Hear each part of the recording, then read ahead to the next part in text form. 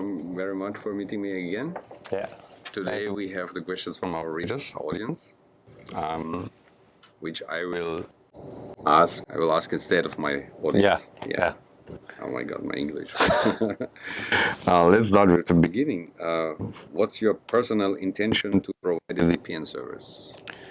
My personal intention to provide VPN service. I always was passionate about technology myself. As I said before, I was sysadmin for many years. So the main reason was that I thought that there are people who are not necessarily aware about it, and the technology itself is very complicated. So that's why I thought that there is a demand and need for a product which is simple and straightforward, and that's how. And also, I'm super passionate about security and privacy. I was throughout my life, and not in a marketing sense. I was the guy who never had Facebook, etc. Now I have it, sadly, but maybe I'm getting older. But yeah, it was always my passion. Okay. So next question, VPN servers does know about the real IP address from the client at the moment they are connected to the server. Do you handle these data? Yeah, so all of our servers are run from RAM. So basically what that means is there's no hard drive being used. So that's one thing. They're all encrypted. So anytime the server is rebooted, anything, it just starts from completely new image. And also we disable all of our logs on the systems so that no traffic is being logged on the server itself. So these are basically the measures we take to make sure that no traffic is being logged. Another question: do you have received gag orders so far by authorities? Yeah. So we have not received any gag orders so far. Do you have an agreement with secret agencies so far? No, I would like to give a funny answer. Why you should answer now? Yeah, right? I would love to give some funny answer, but the real answer, no, we have not. We're not part of any conspiracy. We are an open company. I mean, you guys are here. You've seen everything, so there's no arrangements behind the doors. Yeah, I believe somehow. As far as I understand, but I cannot imagine that it's different. So Surfshark is a cool name. How did you find it, and why did you choose it? Yeah, so there are two stories: the real story and the funny story. So which one you prefer? Yeah, okay. Well, the happy story would be like, woke up one morning and I thought, okay, internet surfing, and I used to live in Spain, so surfing a lot. So I also would see sometimes sharks. I thought, oh, internet surfing, sharks, bam, combined, and. It's a funny story. No, that's not a real story. Okay. Yeah, but the real story was that actually coming up with a company name is very difficult today, because I wanted to make sure that the company is international. So one of the requirements of digital companies today is having a .com name, and .coms today are taken. So initially we had other name, which is part of the question. We thought of naming our company Easy Hop, meaning that like you easily jump through countries virtually. We decided not to use it because of some potential clashes in regards to there is a big group in Europe called Easy. They have an EasyJet and a few other companies, so we decided not to go that route in case we start having litigation act with them about copyright from day one. So what ended up being is basically Surfshark.com was available as a name. I thought that it has a danger element to it, that sharks, no people are ignorant to sharks. They either love them or either they're scared of them. That creates emotion. Surfing is obviously for the internet, and also there's a tool which is used for the traffic analysis. It's called Wireshark. This is only sysadmins who know that. So the Wireshark, Surfshark, sharks, surfing, that kind of stuff. But basically the domain was available to get, and I thought it's a good choice. Oh, thank you very much for this answer. Another question, how do you deal with inquiries from authorities? So the standard answer is always that because we do not have this data, we cannot help them. It's not like we are somehow, fighting against authorities or governments or anything.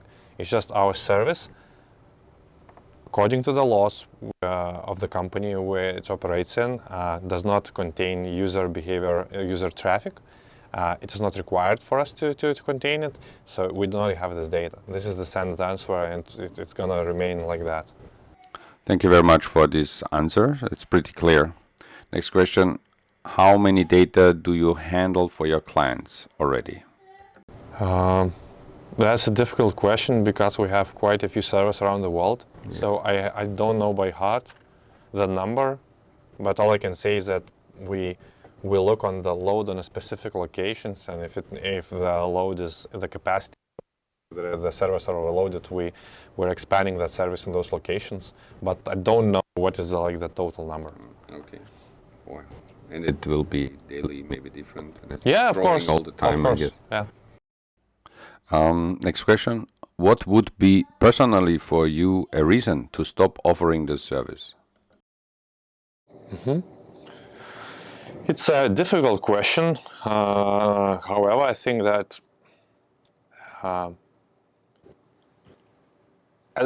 I guess the only reason would be if I could not provide quality service we're promising, and we would have to be somehow doing some compromises. That would be a reason enough not to provide the service, because I'd rather not provide a service than provide a shitty one. So for me, it's always, especially with things we spoke about yesterday, like free services, which are having all kinds of doing some weird stuff in the background, this is not something I would do.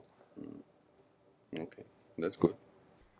Okay, let's come to the next question. Are there any privacy activists or groups which you admire or you are already supporting? So far. Work with hundreds of non-profits and privacy groups around the world. Quite a few of them are mentioned on our website. So starting from Internet Freedom Foundation and many others. We also have our advisory board with people heavily involved in one way or the other in privacy, or so you can check out them as well. They advise us a lot on how should we to make sure that we act according to our values. My personal favorite ones, I guess, I don't know if some of your readers know them, but there's a guy called Glenn Greenwald, who's a journalist. I think he does an amazing job. Also Laura Poitras, which is also from basically they work together. So these guys for me is inspiration in how to deal, how to fight with words for the rights. I think they're doing a lot in regards of privacy. So those are the guys. Yeah. What does happen with users?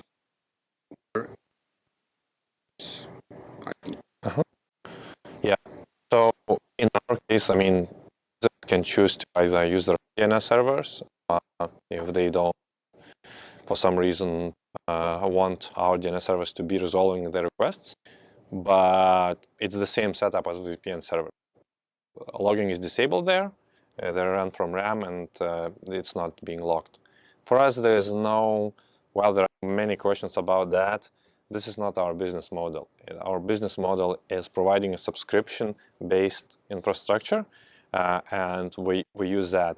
Any logging is detrimental to us. Like there's no business sense to do that. Like we are able to run our business just from subscriptions alone, and we don't need any additional funding from selling our data somewhere to advertise or anything. Okay, thank you. That's clear. You're offering multi-hop connections. And in which way do we increase the security of the users? Because they are just fixed routes. Yeah. I believe so. They do. I don't necessarily understand why fixed routes should be a concern. The main reason behind multi-hop was that there are 2 servers in the chain. So even if theoretically one server would get hacked or something would happen to it, the user traffic would still remain private. So in this case, 2 servers in different countries have to be hacked to intercept any traffic. That was the rationale behind it. So yes, I think that does improve safety at the expense of some latency, which is introduced because we have multiple hops in the chain. You want to provide privacy, but you are using trackers in Android apps. Why do you use these trackers? Yeah. So again, our promise is about not logging any user traffic, right? And I don't necessarily think that the wording is correct there in using trackers, but these are sometimes additional applications we use to improve our applications in that how users interact with our app. This has nothing to do with what traffic, like what websites they're visiting, etc. So this is the main, I think, difference. So there are also marketing purposes, right? Concerning some media reports, provider, which name I don't want to use here, was leaking data. Could that also happen to your service? Yeah, I think, no one has a crystal ball, and irresponsible to say. All I can say is that we're trying to make sure that we do not have the data to leak in the first place. And that is, I think, the main thing. And regardless, I always, would advise using any kind of, especially our product, for any inferior purposes. I think Surfshark as a brand is mostly for general everyday security, and that's why I don't think that. No, please choose other products to do that.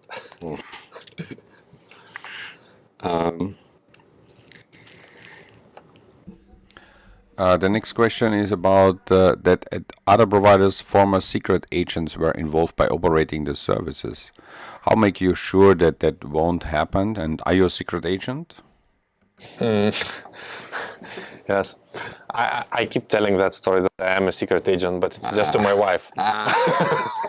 That's how I got to. When I'm alone out, I also have this. Yeah. But now I'm aware about that particular news, and it wasn't the case that he was a secret agent. Regardless, we try to make sure that our employees are checked. Obviously, we do our best effort to make sure that there's no insider happening, and also our infrastructure is always. We have a basically process in place where more than one person is managing any part of infrastructure, so it would have to be the whole team of insiders and secret agents basically running Surfshark. And you see in our team, do they look to you like secret agents? Some. That's what secret agent would say. Yeah. Okay. Here someone else comes up with the same question about secret agents. Okay, we got it already. No worries. How could customers trust about your logging policy? I think we answered some part. Yeah, we answered some part of it already, but basically, of course, it's very difficult to trust any company claiming things you do because you cannot check it yourself. But what we are trying to do is hire external third parties, which do the audits and verify our claims. So we already did some audits, and the new one, a quite big one from a very authoritative audit company is coming in. It's in the progress right now, so we'll be definitely releasing it as soon as it's done. So I think it might not necessarily mean everything to our consumers, but it's still more than just a company claiming that they're saying X, but they are not doing it. More and more websites Yeah. does lock out users by using VPN. how is the future in your point of view? I think that with VPNs becoming so prevalent in everyday lives of millions of people, I think we are already seeing that things are starting to change. Also, big players from like big known brands are also introducing their own solutions. You know, there's Apple, there's Google, there's all other companies, and what will end up being that it's VPNs are replacing antivirus in a sense, with additional functionality around monitoring their traffic to make sure that there isn't no malware being downloaded. So I see the future being more positive in that regard. I think we're going through the curve of, you know, initially there were a lot of blockages and some IP addresses of VPN providers would be blocked, but now it's kind of like turning around, and more and more companies are understanding that VPNs are used from so many people actually use them that it's detrimental for them to block. So yeah, I think the future is bright in that regard. Because you said here once that also Apple is maybe publishing their own web VPN service. Google is doing already, making own VPN service. One question from me personally, would you use a Google VPN? Yeah, so depends on my use case. Like if I would look for privacy reasons, I guess I wouldn't. Not necessarily that they're doing something illegitimate, as I don't know, tracking my data, but let's say the track record is not good. You know, Facebook tried the VPN, it kind of flopped down. But if I would be using it for my general like security stuff, possibly. Like if it's, you know, but as I said yesterday, I try to use everyone to make sure that our product is as good or better than anyone else. So yeah, it's of course Google is they are in a difficult position, right? Because their business model is based on data. So yeah.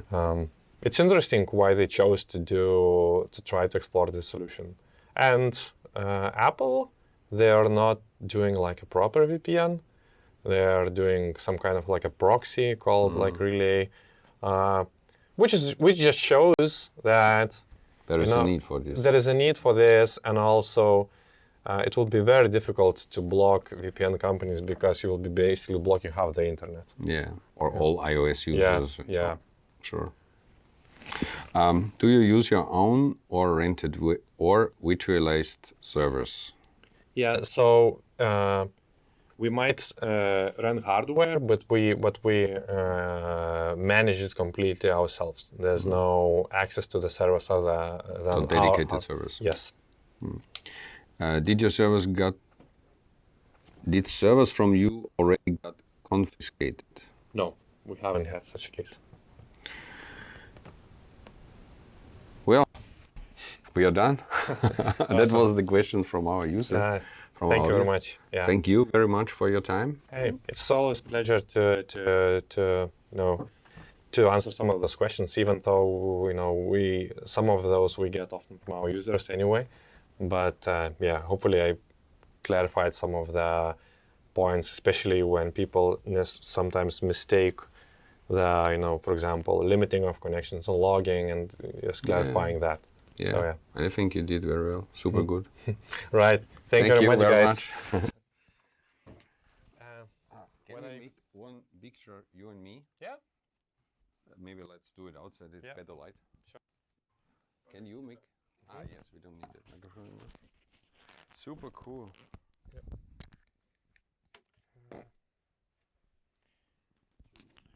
With your phone? Super cool. It was very nice. Your colleagues were hosting us in a